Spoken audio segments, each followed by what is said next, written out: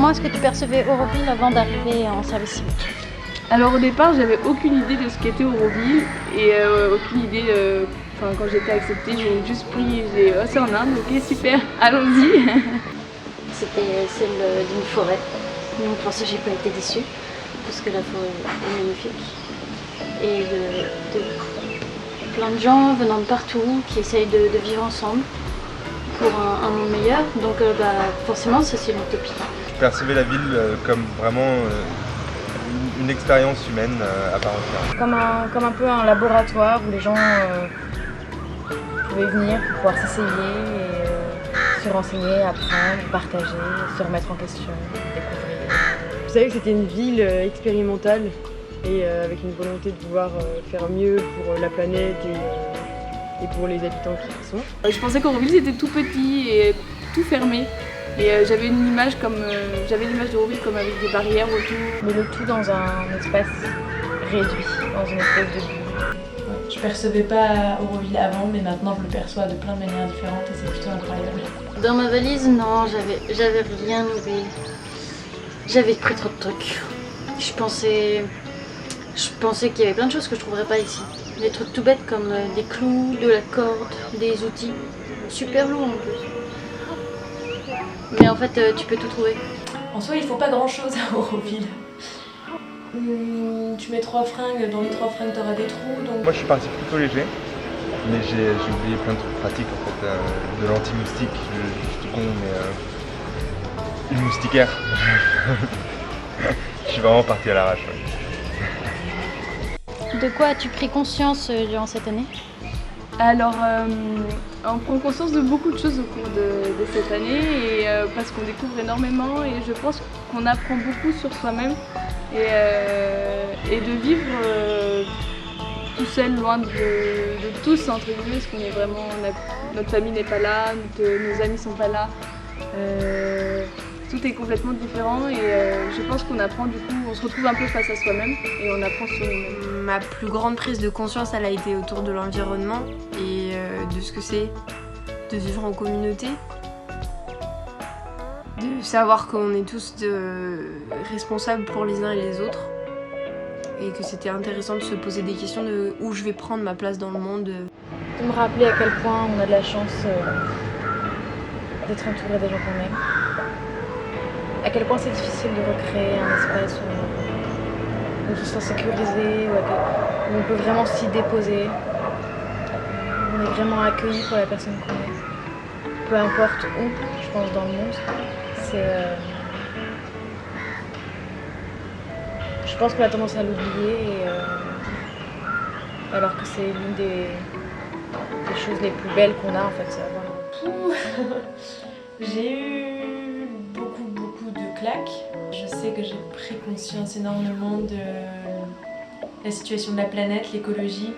Ouais, maintenant je sais que j'ai changé mon style de vie par rapport à ça. Je me rendais absolument pas compte de comment c'était et quand tu te retrouves face à l'Inde, qui est un des pays les plus pollués du monde, c'est quand même plutôt impressionnant en fait de voir des tas de déchets partout dans les rues et je pense que j'ai vraiment eu un déclic à propos de ça. J'ai aussi eu un déclic à propos de la situation animale, je suis devenue végétarienne. J'ai pris conscience en m'intéressant à la médecine ayurvédique, l'importance de la liaison entre l'esprit et le corps. Et c'est vrai que ça c'est quelque chose que maintenant j'utilise tout le temps dans ma vie de tous les jours et c'est plutôt impressionnant comme ça a changé dans ma tête, comme ça a fait un déclic. Ma plus grosse claque, mes plus grosses claques en fait je me les suis mises à moi-même. Parce que ici à Auroville, mais aussi en voyageant en Inde, je me suis confrontée à certaines de mes limites que je connaissais pas avant de venir ici. Et voilà, les accepter, essayer de les repousser, c'est un travail pas évident. La plus grosse claque que j'ai prise, je pense que c'est les 5 mois où j'ai passé au fond du trou à me remettre tout en question, que ce soit moi, que ce soit Auroville, que ce soit le monde de manière générale. Et ce que j'ai vraiment tiré de cette expérience, c'est le fait que c'est la prise de conscience et la lumière qu'on peut mettre en fait sur le problème qu'on traverse tout ce qu'on peut découvrir en fait durant ce processus. Et je pense que ça c'est quelque chose que j'avais pas du tout conscience avant. Et que maintenant, même si ça a été 5-6 mois vraiment difficile pour moi, c'est limite si j'attendrais pas la prochaine expérience plus ou moins similaire.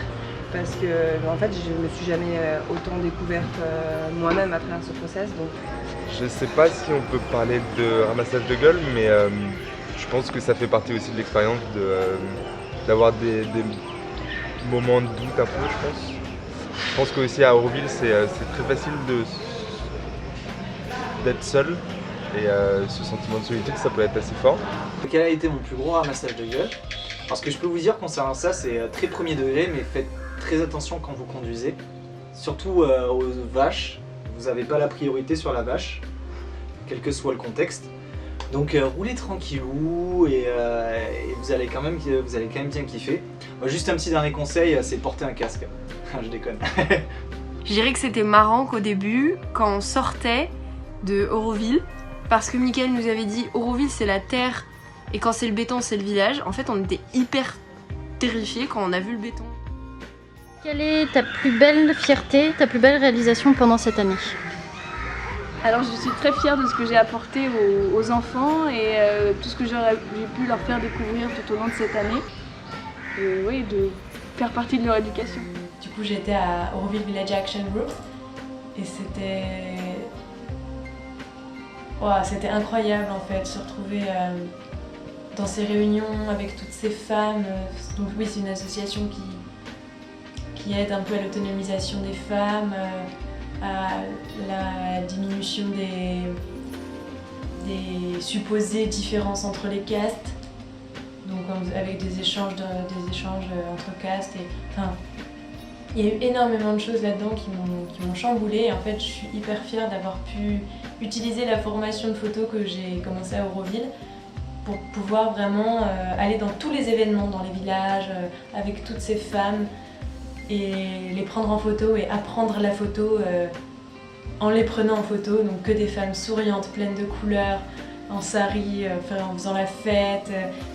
C'était vraiment incroyable de pouvoir apprendre la photo dans ces conditions et pouvoir l'utiliser à bon escient, donc pour cette association que je trouve vraiment merveilleuse. Je suis très fière d'avoir pris conscience du coup de tous ces aspects sur l'environnement. Je suis fière aussi d'avoir réussi à mettre en relation plusieurs personnes.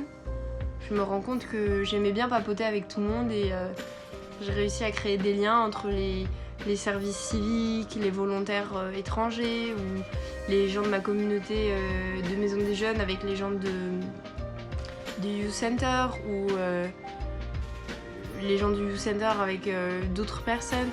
C'est mon travail au refuge parce que je suis une passionnée d'animaux depuis petite et notamment de chiens. Et en fait, il y a un refuge à Auroville qui s'occupe de 80 chiens environ, entre 80 et 100 chiens, qui restent à Auroville, qu'on nourrit, qu'on traite, qu'on opère en cas de besoin, qu'on stérilise, etc.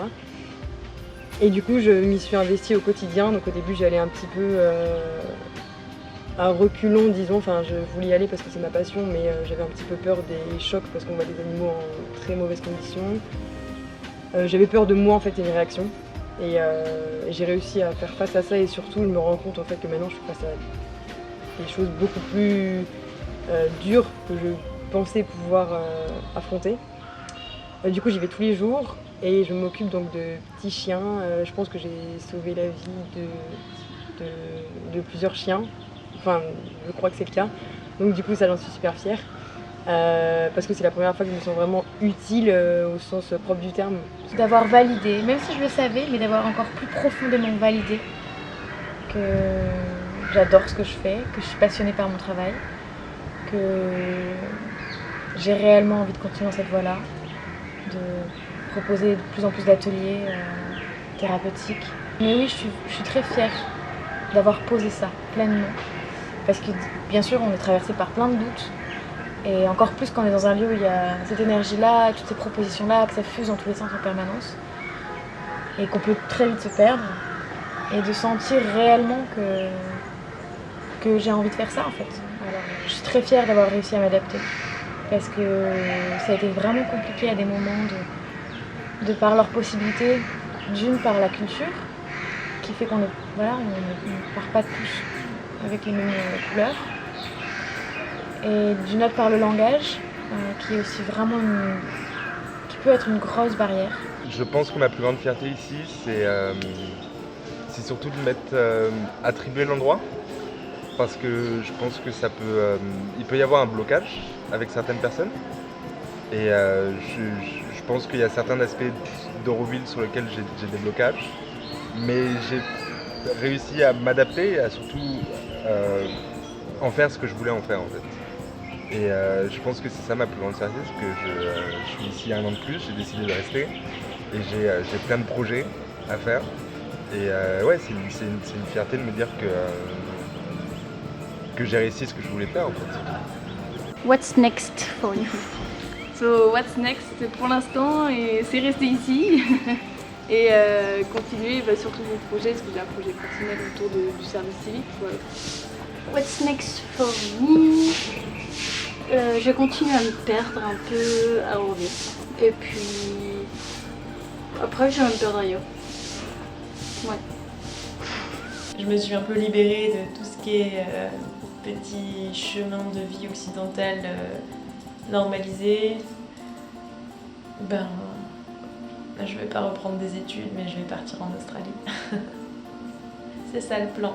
Qu'est-ce qu'il y a là pour moi? C'est essayer d'éveiller les consciences sur l'environnement autour de moi, d'agir au quotidien en m'intéressant à comment je peux faire du compost dans ma résidence, comment je peux apprendre à cultiver un potager alors que j'ai pas de jardin. Donc peut-être essayer de me mettre en lien avec des vieilles personnes qui habitent dans ma région et qui ont des maisons. Essayer de devenir un acteur qui prend conscience de son pouvoir en tant qu'individu dans la société et de pas rentrer en étant juste un pion. Je prolonge mon visa, donc je reste un peu plus longtemps que prévu à Auroville. Je continue un peu dans l'école, à faire des ateliers d'art-thérapie et à plus grande échelle, what's next, je souhaite réellement continuer à me former dans l'art-thérapie et à proposer des ateliers là-dedans, que ce soit en session individuelle mais aussi en collectif. Et voilà, continuer à développer tout ça et à grandir et à ajouter plein de jolies couleurs à ma palette et en faire un joli dessin. Déjà, j'ai décidé de prolonger Auroville 1 année de plus. Donc, on est en train de monter une agence de communication avec 2 autres volontaires du service civique qui restent aussi et une autre personne d'Auroville, qui est volontaire indien. Mais surtout, là, je suis en train d'avoir un projet, je pense qu'il va prendre une grosse partie de ma vie, qui consiste en fait à créer une food cooperation. En fait, prendre un peu tout ce que j'ai découvert ici et le mettre dans ma ville natale où il y a à peu près 10 000 personnes. Donc vraiment impliquer différents acteurs, notamment des agriculteurs, et puis mettre en place des workshops, parce qu'ici il y a des workshops à tout va. et c'est tellement enrichissant en fait de juste avoir quelqu'un qui partage son expérience plutôt que d'avoir un certificat de c'est bon, j'ai mon certificat de psychologie donc je peux être psychologue. Ici on peut être qui on veut, n'importe quand et n'importe où, j'ai envie de dire. Donc ouais, ramener cette chose qui pour moi est vraiment essentielle, qui est l'accessibilité à du savoir en fait. Donc voilà, si je peux mettre ça en France et puis impliquer aussi des acteurs qui galèrent en fait en France comme les agriculteurs, et permettre donc du coup aux consommateurs de pouvoir manger local et organique, ça serait vraiment un de mes rêves. Parce que c'est bien beau, Auroville. Il faut retourner en France dans la vie. Tout simplement là je pense que ça va être rentrer, voir la famille, la copine, les amis et retrouver un petit peu l'ambiance d'un pub irlandais à 2h du matin. Ça sent la bière, ça sent la sueur, il y a de la musique forte, il y a une table de billard et juste ce petit moment convivial avec mes copains que j'ai partagé ici mais pas dans les mêmes circonstances. Qu'est-ce que je garde de cette expérience? Je garde beaucoup de choses. Je pense que j'ai beaucoup changé pendant cette année sur le plan personnel.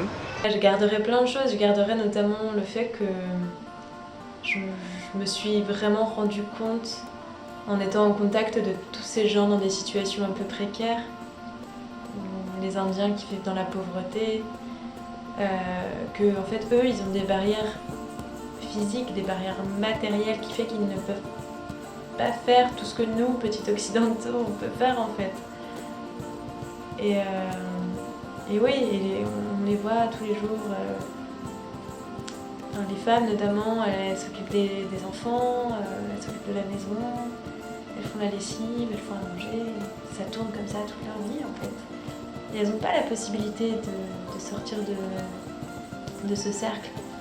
Ce qui fait que, en fait, en étant face à tout ça, je me suis vraiment rendu compte que nous, nos barrières, elles sont tellement mentales. Et ça, je l'ai vraiment intégré, ça m'a libérée d'un poids. Je me suis dit, mais en fait, tu peux tout faire. Tu peux tout faire. Beaucoup d'amour, je vais garder énormément d'amour de cette expérience. De l'amour pour les autres, envers les autres, et pour moi aussi. Ça m'a touchée de découvrir que l'amour, en fait, il pouvait se trouver vraiment dans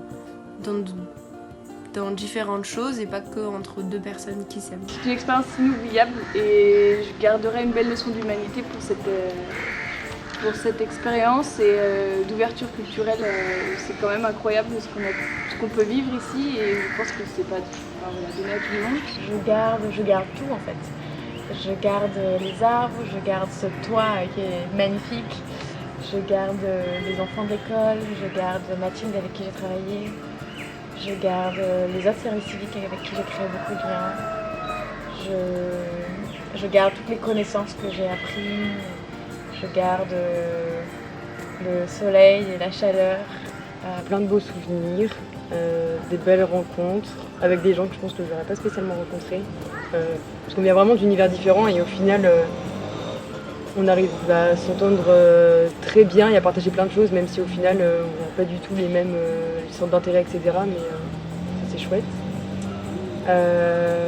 Aussi mon travail intérieur, disons, donc pas tellement en termes de spiritualité, mais un petit peu, mais plus en termes d'enrichissement personnel et de mes réactions dans certaines situations, ou de mes relations aux autres, ou de mes dépassements de peur, enfin plein de choses. Du coup, ça, je pense que je me rendrai compte surtout en France aussi, puisqu'il me faut un petit peu de recul, mais je m'en rends compte déjà maintenant. Donc ça c'est chouette, et puis toute la vie indienne, les cultures, la tradition, la rencontre avec les gens, même si on ne parle pas le même langage au final, cette relation qu'on peut créer ensemble. Tout ça, donc en fait j'ai un peu besoin de digérer ces 1 an. Voilà, mais en tout cas je sais que c'est que du positif et je regrette absolument pas, loin de là. Plein de gratitude pour la France, pour envoyer des volontaires, des jeunes volontaires ici, parce que je pense que clairement ça a une ouverture d'esprit et puis on ramène vraiment quelque chose de concret en France en fait. J'ai de la gratitude pour beaucoup de personnes ici, parce que déjà il y a énormément de gens qui sont fondamentalement bienveillants et altruistes, et qu'il y a plein de beaux projets dans tous les domaines, environnement, culture, éducation, j'en passe, qui sont non pas seulement pour faire grandir Auroville, mais aussi pour aider les villages aux alentours, donner des belles idées à l'Inde, au monde. Donc ouais, ça inspire beaucoup, ça donne des idées pour la suite. J'ai de la gratitude aussi pour les fondateurs d'Auroville et ceux qui sont venus planter la forêt, parce que sans eux on serait encore dans un désert. Et oui, la forêt est magnifique, c'est un environnement paradisiaque. J'ai aussi énormément de gratitude pour l'équipe qui m'a accueillie, l'équipe tamoule du village. Donc toutes ces femmes qui ont une vie pas facile, mais voilà, qui sont chaleureuses, qui gardent le sourire, qui sont belles. Et c'est une belle leçon de vie que j'ai appris de leur part. La gratitude envers Auroville de m'avoir montré toutes les merveilles que ça cache, et j'ai beaucoup de gratitude d'avoir vécu cette expérience. J'ai vraiment beaucoup de gratitude pour tout l'environnement, en fait, pour ces paysages, pour cette culture, pour ces partages que j'ai eus, ces apprentissages, pour moi-même d'avoir osé traverser et vivre cette expérience. Merci à toutes les unités auroviliennes qui font du fromage, qui font des gâteaux au chocolat, des croissants, des pains au chocolat. Sans vous, un an aurait été difficile. Et qu'est-ce que je souhaite aux prochains volontaires? Plein de bonnes choses. Aussi bien, aussi bonnes que ce que j'ai pu vivre. Surtout de parler avec... je leur souhaite vraiment que des bonnes choses, mais surtout de ne pas rester seul, de vraiment s'ouvrir au monde, de ne pas rester coincé dans des clichés qu'on peut avoir en France, sur telle ou telle personne qu'on voit, la manière dont elle s'habille, ses cheveux, ses machins, voilà, je dis n'importe quoi, mais s'ouvrir vraiment au monde. Je sais que je suis très heureux d'avoir été ici, c'était pour partager quelque chose avec les gens, discuter. Et donc je vous conseille juste à faire ça, vous ouvrir et ça va bien se passer. Je leur souhaite d'avoir tous les déclics que j'ai pu avoir, de comprendre Auroville aussi, parce que Auroville c'est une ville, tu peux pas la comprendre si tu y vis pas un petit moment. Et un an, vous allez y vivre un an les gars, franchement vous avez le temps de comprendre Auroville et vous allez voir ce que ça fait sur vous. C'est quelque chose de plutôt incroyable.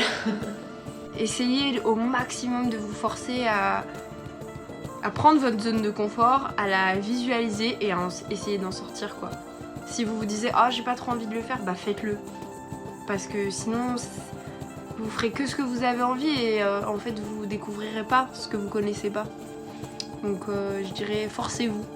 Je leur conseille de se perdre sur les chemins, de découvrir, de se découvrir et de se perdre aussi dans la tête, remettre en cause les certitudes pour repartir sur des bases peut-être plus conscientes, faire des choix de vie plus conscients. Je leur souhaite de se perdre vraiment là-dedans pour se retrouver vraiment pleinement en tant que personne et individu de moi, qu'est-ce que je veux être et moi, qu'est-ce que je veux faire et comment.